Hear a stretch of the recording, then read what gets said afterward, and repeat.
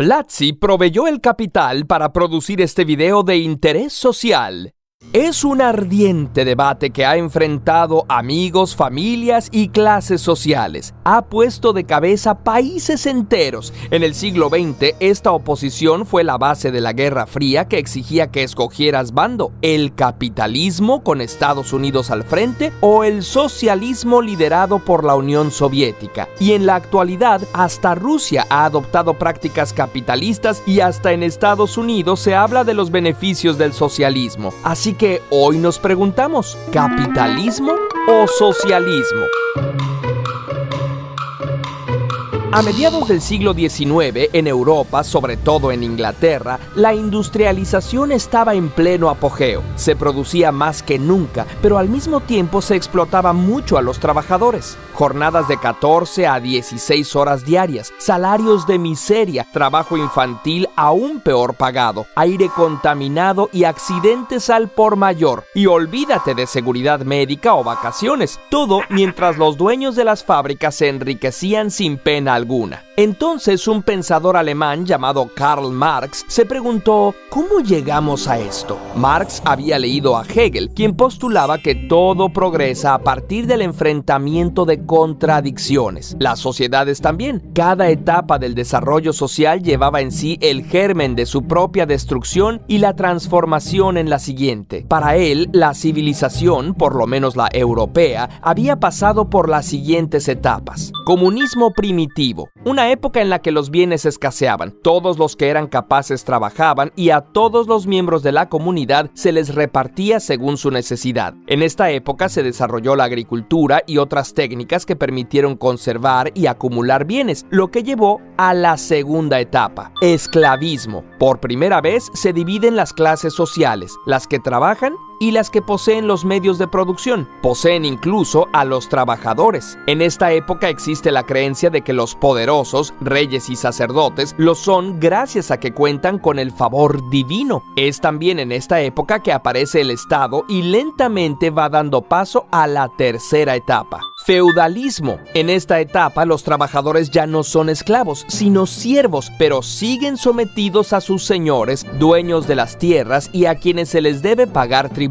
Al final del feudalismo, gana dinero y poder una clase social de artesanos y comerciantes que habitualmente vivían en villas o burgos cercanos a los feudos. Marx los llama burgueses. Los burgueses empiezan a asociarse y a juntar su dinero para crear empresas y financiar negocios más grandes, como viajes arriesgados. Estas empresas se llaman sociedades por acciones y al dinero reunido con el propósito de que crezca se le llama capital. Por otro lado, se promueven las ideas de libertad, democracia e igualdad, lo que da origen a grandes revoluciones como la Revolución Francesa, donde la nobleza y el clero pierden el poder, o hasta la cabeza, y quienes ahora tienen la autoridad son los dueños del capital, los capitalistas. Las tierras, antes propiedad de los nobles o de las comunidades, se privatizan. Las ideas de la Ilustración traen un gran desarrollo tecnológico e industrial. Muchos granjeros y campesinos quedan en la pobreza y emigran a las ciudades para trabajar en las fábricas. Así es como surge la cuarta etapa, el capitalismo. El capitalismo es explicado y defendido por economistas como Adam Smith, y sus principales características son: las tierras, herramientas y fábricas, o sea, los medios de producción, no están en manos del Estado o de las comunidades, sino que son propiedad privada. Hay libertad de mercado. Todo mundo tiene derecho de comprar y vender lo que le apetezca, incluido el propio trabajo, y de negociar los precios según les convenga. Aquí se habla de la mano invisible del mercado, la idea de que las acciones económicas individuales, aunque parezcan egoístas, contribuyen al bienestar de la sociedad en su conjunto. El ideal capitalista es, por lo tanto, que las leyes y el Estado intervengan lo menos posible en el mercado. Libertad de empresa. Cualquiera puede empezar un negocio asumiendo los riesgos y obteniendo los beneficios. Esto propicia la competencia y la innovación. Explicado así, el capitalismo parece ideal. Entonces, ¿por qué ocurría lo que Marx presenciaba en las ciudades de Europa? Lo responderemos después de esta pausa capitalista.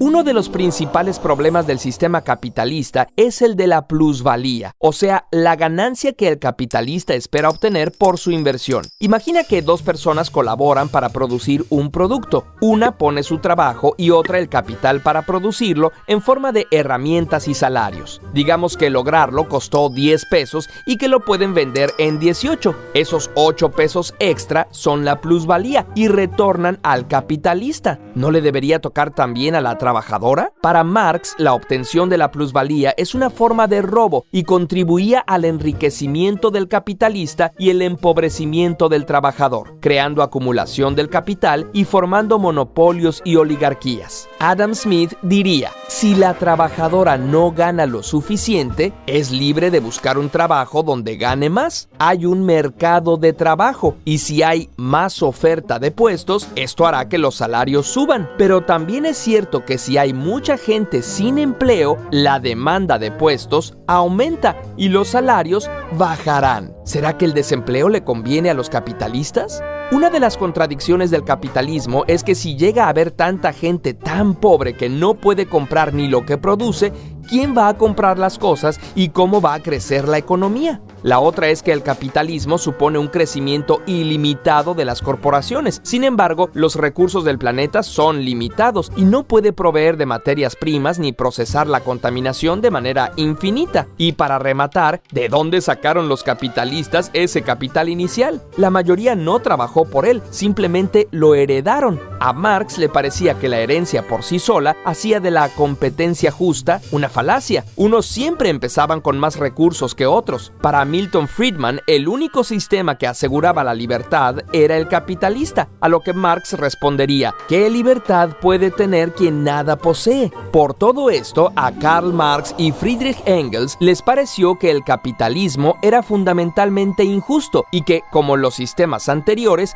tendría que cambiar. Pero no iba a cambiar solo. Inspirados por luchas de carácter socialista que habían ocurrido antes, publicaron el Manifiesto Comunista, que instaba a los trabajadores, llamados proletarios, a unirse y luchar para arrebatarle el poder a los capitalistas. Para ellos, una sociedad ideal sería comunista. No existirían ni las clases sociales ni la propiedad privada. Para llegar al comunismo se planteaba que se debería pasar primero por una etapa llamada socialismo. Las características más importantes del socialismo son la propiedad social de los medios de producción. Teóricamente, las herramientas, tierras y fábricas pertenecen a la sociedad en su conjunto, que se supone que está representada por el Estado. Planeación de la producción. Se evitan desperdicios, excesos y contaminación, asegurando que se produzca solo aquello que se necesita.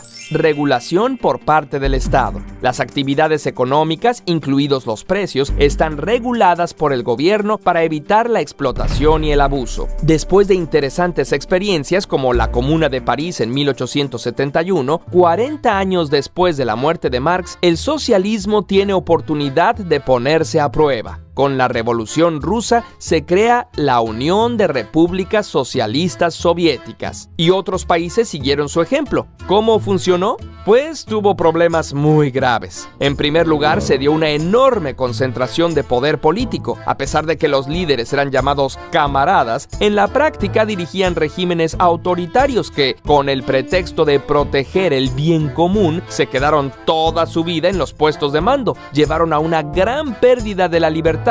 Reprimieron a quienes disentían, encarcelándolos o asesinándolos. Además, al estar todo planificado y haber pocos incentivos, la innovación estaba sumamente limitada a los aspectos que interesaran al Estado. Esto aún ocurre en países como Cuba, donde por un lado todos tienen garantizada la salud y la educación, pero por el otro hay escasez de alimentos, vivienda y casi nula libertad política. Entonces, si ninguno de los dos sistemas es bueno, ¿la humanidad se quedó sin opciones? ¿No hay manera de tener las libertades que ofrece el capitalismo y la igualdad que ofrece el socialismo? En primer lugar, no todo es blanco o negro. Gracias a la unión y las luchas de los trabajadores, la mayor parte de los países actualmente tienen sistemas que mezclan en diferentes proporciones una economía capitalista con aspectos socializados. En el modelo nórdico, por ejemplo, hay libertad de empresa y de mercado, pero ejemplo, los trabajadores tienen fuertes sindicatos y el Estado interviene en la negociación de salarios. Y hasta en los países más capitalistas, el Estado se encarga de proporcionar carreteras y servicios públicos y, en mayor o menor medida, educación y servicios de salud. Y existe una lucha constante porque estos derechos sean cada vez mejores y mayores. Quizás si no fuera por las luchas socialistas, no tendríamos ahora jornadas de trabajo de 8 horas, salario mínimo, vacaciones, protección social de los niños o seguridad social.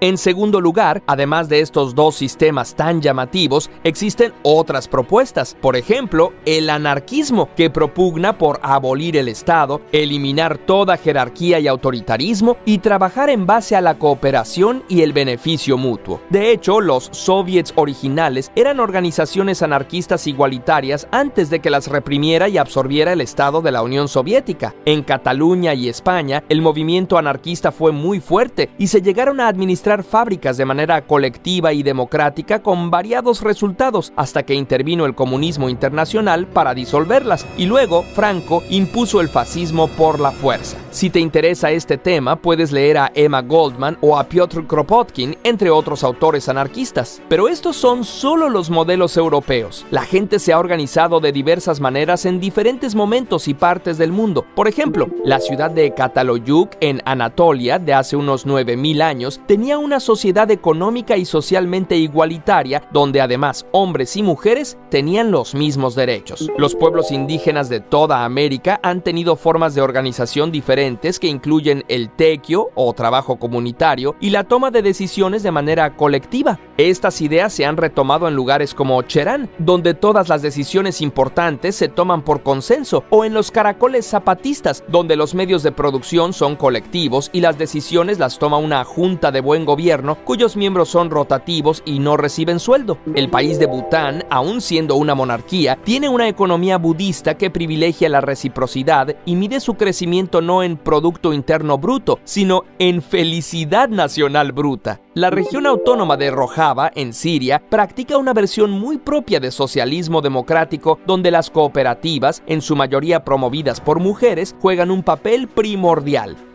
Como ves, capitalismo y socialismo son apenas dos de las muchas maneras en las que se pueden organizar los seres humanos, y la sociedad siempre puede cambiar. ¿Y tú? ¿Crees que se debería cambiar el sistema económico de tu país? ¿Cómo te gustaría que fuera? Curiosamente, visita platzi.com para conocer sus cursos de tecnología y diseño. Recuerda que publicamos videos los domingos por la mañana y si quieres que te los recordemos, suscríbete y toca la campana para recibir notificaciones. También puedes seguirnos en Instagram, Facebook y Twitter.